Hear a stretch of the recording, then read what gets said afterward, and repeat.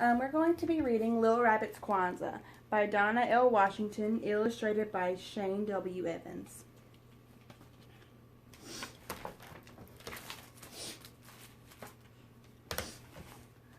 Little Rabbit was not having a very good Kwanzaa. Being the littlest rabbit in the family wasn't easy. He couldn't remember the names of all the days. He wasn't allowed to light the candles. His brothers and sisters made wonderful gifts to share. Little Rabbit was too embarrassed to share his gifts. He hated being the youngest. He was always in the way, and everyone told him he was too little to help. The only part of Kwanzaa that he really loved was the big feast called Karamu. This year, he wasn't even going to have that. Grandma Rabbit was sick. She lay in bed all day drinking dandelion tea. Mama Rabbit was so busy taking care of her, she didn't have time to cook. Mama, if Grandma Rabbit is sick, who will make the feast of Karamu? Little Rabbit asked his mother. Shame on you, Little Rabbit, his mama said. Grandma Rabbit is sick, and all you think about is your stomach. You go outside. Little Rabbit hopped out and sat on the big gnarled tree stump. He really wanted to go and talk to Grandma Rabbit. She was very wise. Little Rabbit sat and thought. He thought about all the things his grandma said about Kwanzaa. Kwanzaa is a special time when we help each other. That's what Grandma Rabbit said. That's it, Little Rabbit jumped up and danced around. I'll bring Grandma Rabbit a special treat for Karamu. That will make her feel better. Little Rabbit hopped down the road. Where are you going so fast? Mama Oriole asked Little Rabbit. I'm going to find a tasty treat for Grandma Rabbit. She's sick. I want her to have a good Karamu. Little Rabbit hopped away. Mama Oriole did not know what Karamu was, but she knew Grandma Rabbit. Grandma Rabbit always brought out warm seed cakes and warm pudding when the weather got cold. Poor Grandma Rabbit, said Mama Oriole. I wish there was something I could do to help. Little Rabbit stopped by the side of the path. He looked under some logs to see if he could find something special for Grandma Rabbit. What are you doing, Little Rabbit? Asked Groundhog, sticking his head out of a patch of grass.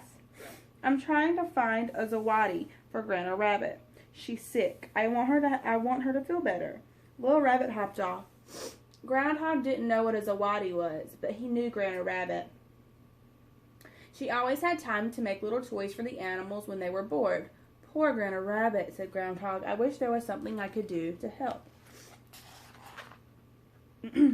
Little Rabbit hopped down to the pond. Maybe he could find something pretty for Grandma Rabbit. What are you doing, Little Rabbit? Asked the frogs. I'm looking for something pretty for Grandma Rabbit. She's sick. She should have something pretty to hang on the wall at Kwanzaa time. Little Rabbit scratched an ear and hopped away. The frogs didn't know anything about Kwanzaa time, but they knew Grandma Rabbit. She could paint beautiful pictures and write beautiful poems. Poor Grandma Rabbit, said one of the frogs. I wish there was something we could do to help. Little Rabbit hopped through the field looking for berries. What are you doing, Little Rabbit? Mama Field Mouse asked. She was dragging all of her children behind her. Grandma Rabbit is sick, said Little Rabbit. I'm going to make sure she has a good Karamu. I'm going to find as many berries as I can. Little Rabbit looked proud as he hopped through the meadow.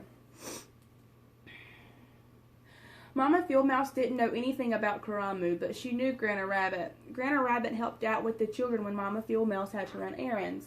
Poor Grandma Rabbit, said Mama Field Mouse. I wish there was something I could do to help.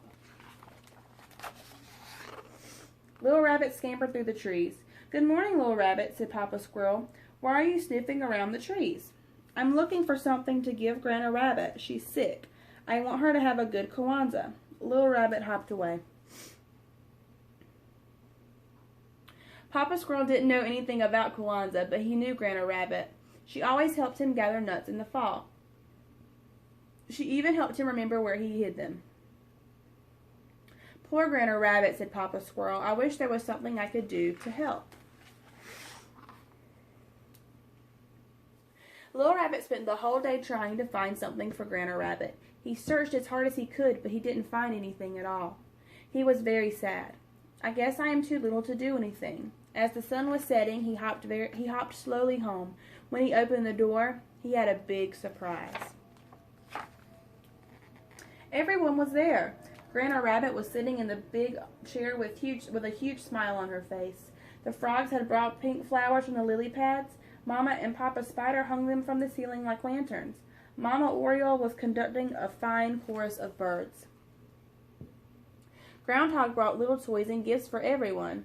Mama Field Mouse had gotten together with Mama Possum and Mama Raccoon to make a delicious feast. The air was full of excitement.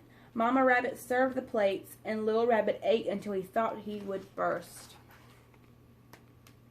After that, Papa Rabbit told funny stories about Brer Rabbit, Anansi the Spider, Guinea Fowl, and Mosquito. The stories made everyone laugh.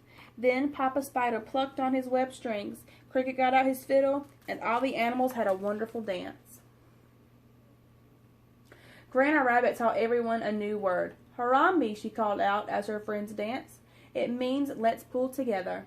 "We don't need anyone to tell us that," said Papa Squirrel. "We already pulled together." Everyone laughed and shouted, "Harambe, Harambe, Harambe." When the karamu was over, Little Rabbit sat with his Grandma in the big chair. "Why are you so sad, Little Rabbit?" his Grandma asked. "Didn't you have a good time?" "Yes," Little Rabbit said quietly, "but I wanted to do something special for you." Grandma Rabbit just laughed. "You silly rabbit," she said, hugging Little Rabbit tight. "If you hadn't gone off looking for karamu this morning, it never would have found its way here tonight." Little Rabbit frowned. "But I'm the only one who didn't have anything to share." His Grandma smiled. You shared your dream, Little Rabbit, and your dream brought all of our friends and neighbors together. That's a big thing." Little Rabbit felt proud. "My dream did all that?" "Yes, I'm not surprised, though," his Grandma said. "Why not?" Little Rabbit asked. "Because I have faith in you. If you have faith, Little Rabbit, there's always hope." "Oh, I'll try to remember that," said Little Rabbit, yawning. "By the way," said Grandma Rabbit, snuggling him close, "this was the best karamu ever."